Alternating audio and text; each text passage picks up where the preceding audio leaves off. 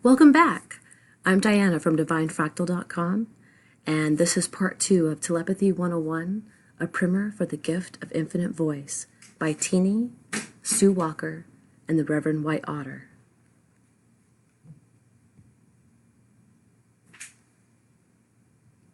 We left off with this page. Decide to give them more awareness like you do your regular thoughts. Give yourself a greater chance to hear these quieter background thoughts through regular practice. But how do I do that? First, turn off life's noise, however you want to define that, as much as you can every day. Take a break from all man-made sounds. Just sit and be okay with your own inner stillness. Begin observing your foreground as well as your background thoughts. Purposefully tune into Radio Free Universe. What's that? Radio Free Universe is a symbolic way of saying that there's an unseen world out there broadcasting on an infinite number of channels 24/7, 365. All you have to do is tune in. You control the volume and the station you choose to tune into. There's one telepathic phenomena out there with a really high degree of accuracy. Its accuracy isn't 100%, but it's pretty close. It's called sudden knowing. Sudden knowing? What's sudden knowing? It's the most trustworthy telepathic phenomena known out there with an astonishing 98 to 99% accuracy. Some call it the bolt from the blue or a eureka moment. I think I had an apostrophe. Sudden knowing feels as if somebody takes a chunk of telepathic information and unexpectedly plops it right into your brain, and you suddenly know something that a moment before you weren't even thinking about. What's happening is your personal telepathic peeps are giving you a sudden heads up. Don't ignore the signs. If you receive a dramatic sudden knowing, don't hesitate to act upon that information. Note to self, sudden knowing is really accurate. Pay attention. Odds are you'll be glad you did. It's time to talk about electronics and its effect on you for a little bit. The 50 or 60 hertz wiring running through your walls is not your brain and body's natural rhythm.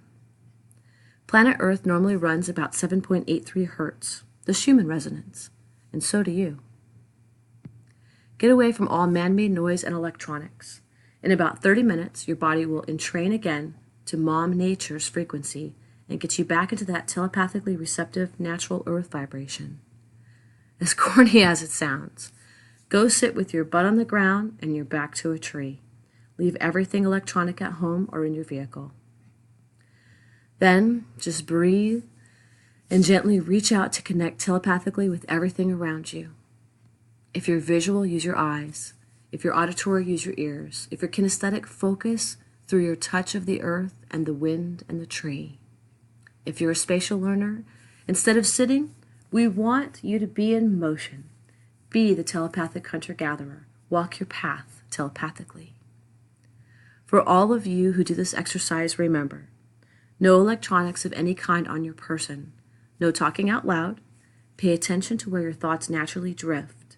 Pay attention to what's also running in the background of your consciousness. Within 30 minutes, your body will have started significantly in training to Mom Nature's wavelength, and your telepathic receptivity will climb dramatically. It doesn't happen in 3 minutes, so don't try to rush it. The more hours you spend completely connected to nature, the faster your telepathy will develop.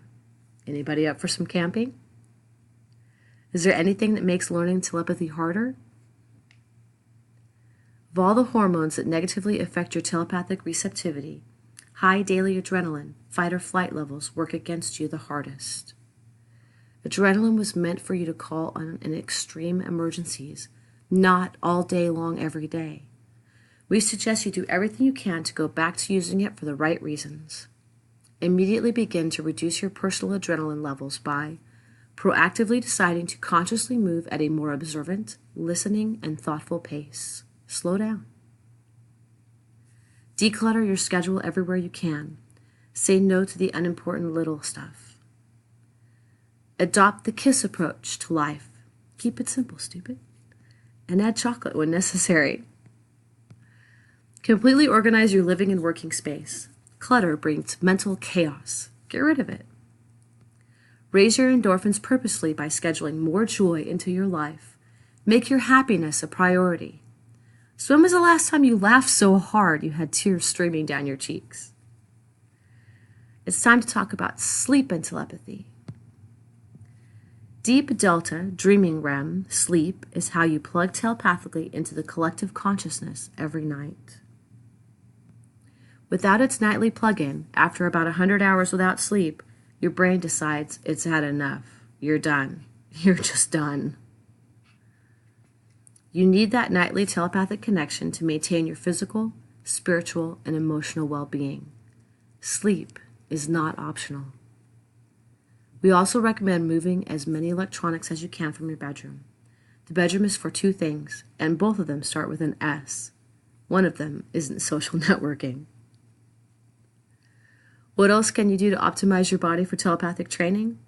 Yeah, what does my body need? Your telepathic brain operates at its best when it has plenty of oxygen. Full lung breathing in whatever fashion you like will send more oxygen throughout your entire body as well as to your brain. You have options here. Exercise, deep laughter, singing with gusto, positive and climactic experiences. Take your pick. When you load your brain with lots of oxygen, you also create endorphins, and you optimize everything that has to do with learning to control your telepathy faster and easier. As we've said, your brain needs optimal oxygen for telepathy, which means you need iron in your diet to make the hemoglobin to carry the oxygen. Your brain is part of your nervous system. It needs all the B vitamins to stay fully tuned and healthy. If you're a vegetarian or a vegan, you'll have to focus on these things much stronger on a daily basis. The pineal gland has always been thought of as the center of your intuition. Many of you may be surprised to learn it's not right behind the skin or bone in the center of your forehead. It's a little deeper in your brain than that. But there's more. Your telepathic connections are linked with your emotions via the amygdala, which is part of the brain's hippocampus. The hippocampus looks like a horseshoe whose open ends face forward. On each of those ends are almond-shaped structures called the amygdala that point forward like two little headlights. Turn your headlights on. If you close your eyes and visualize sending extra blood flow to these structures in your brain, they receive extra oxygen, thus greater ability to do their job. Think to yourself, I'm turning my headlights on as you visualize sending blood flow and energy to your amygdala. Do not be alarmed. You feel an emotional wave rise up inside you. This is normal. Allow it to surface in a right-minded way. Okay, enough about brain science for now. Let's switch subjects and talk about having fun. If you want to learn your telepathy 10 times faster, just make it really, really fun. Seek those endorphins. Make your learning a hoot. Your telepathic learning will improve 10 times faster, and you might just look forward to doing your homework. Also, if you wish to start practicing with a partner, make it a person you know well. It makes it much easier to have success at the beginning.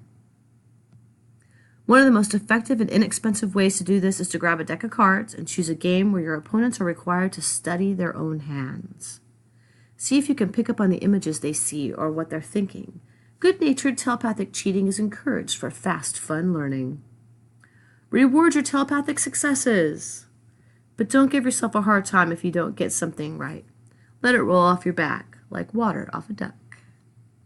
Being hard on yourself will slow down your learning. You don't want that. So, don't expect perfection from yourself. You gotta figure you're gonna make mistakes. It'd be weird if you didn't. Keep practicing and rewarding the positive. Keep journaling your progress every day. You did awesome. We're going to shift topics again and talk about a really common question many beginning telepathy students have, especially in the first month of practice. Am I really hearing a telepathic voice, or am I making it up? In the beginning, some students report that the voice they hear in their first telepathic interactions sounds like their own head voice. This is not unusual. It's the main reason we hear students say, I don't know if I'm doing this right. Maybe it will make sense if we explain it like this. Musicians who want to learn to develop perfect pitch know that they can train their ear to recognize specific notes, whether it's an F sharp or a B flat. Learning to tune in telepathically to different individuals is a similar process. Ultimately, you're developing new neural pathways that recognize unique vibrational signatures. Trust the process. Put in the time, it gets easier. With practice, you learn to recognize unique telepathic voices much more quickly. If you practice 30 minutes a day, every day, it usually takes about a month. How do you know for sure that you're not making it up? Record the words, the concepts, and the images. Are you getting new information you had no prior knowledge of? Is the information stream being delivered in a way you do not normally think or feel? Analyzing the contents of the telepathic interaction should tell you whether you're inserting information or whether you're picking up on someone other than yourself. But, and this is a big but, do not even try to stop and do that analysis while you're still receiving the input. Don't even think about it. Allow the telepathic connection time to finish its course naturally. Be patient. Make sure you got it all. Stay in receptive telepathic mode until it's completely finished. When it's done, you'll have all the time in the world to analyze the heck out of your telepathic experience. But while it's happening, don't interrupt it. You'll lose it and you might not be able to get it back. We also recommend you examine your telepathic experiences to look at how your physical body usually responds. What do you mean? Where were you getting that voice or those images in your body? Was it inside your skull? In the back? The front? Be specific. Did your abdomen, your gut feel different? Butterflies maybe? Did you feel any changes in your chest or over your heart area? Did the emotions hit you there? Elsewhere? Did you also have a goosebump physical body response? Did the hair on your head, arms, or the back of your neck react? Did you pick up an entirely different physical reaction unique to you? Knowing how your physical body responds will give you a greater heads up for next time and for building your trust in yourself. Next, we would like to talk about something we like to call if you ask a telepathic question. If you're sitting in the forest minding your own business and you telepathically pose an open-ended question, you honestly don't know who's going to answer. You don't know if it's a woodman, forest folk, an ET, a multidimensional being, or the ghost of your great Aunt Matilda come to visit. You just don't know. You didn't address your telepathic question to a specific individual, so it's fair game for anyone to respond to. Who, me? If you want to speak with a specific nation, such as the Sasquatch, for instance, you need to telepathically address them as a collective group or query a specific individual. When you are posing a telepathic question to a specific person, each individual gets to decide whether they would like to answer you or not. You cannot force them. But, like most everything in life, questions posed politely, with honest, heartfelt intent, seem to get noticed and responded to much faster than those which are not. Thinking and acting right-mindedly improves your chances of interaction. In general, the telepathically connected universe treats you like an adult. It seems to operate under the philosophy that you're ready to receive the answer when you're ready to ask the question. But you gotta ask. This is the end of part 2. Come on back for part 3.